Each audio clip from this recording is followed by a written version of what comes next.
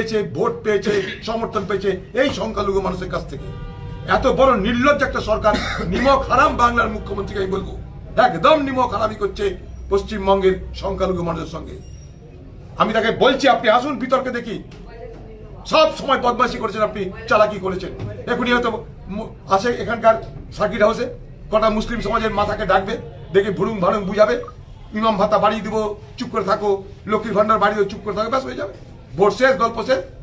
কিন্তু মুসলিম সমাজের এই শতাব্দী প্রাচীন সম্পত্তি, মনে করুন আমি, আমার বাবা ঠাকুরদা, তারা সম্পত্তি দিয়ে গেছে, তাদের প্রতি তো অমর্যাদা করা হচ্ছে। এটা কি হচ্ছে? এটা সরকারের উচিত ছিল কি নিজে হাতে সমস্ত জমি সমাজের নামে রেজিস্ট্রেশন করা। এছাড়াও কি হবে, ওয়াকফ বোর্ডের মাথারা তারা কেউ অমুসলমান থাকবে, এবার থেকে কি করবেন আপনি? সমাজের আর কোনো জাত থাকবে? সমাজের সক্রিয়তা থাকবে? অথচ ভারতবর্ষের সংবিধান বলছে প্রত্যেকটা ধর্মের অধিকার আছে তার ধর্মীয় এবং সাংস্কৃতিক রীতিনীতি বজায় রেখে চলার। তার মর্যাদা কে দিচ্ছে? বিজেপি যা করছে আপনিও তাই করছেন।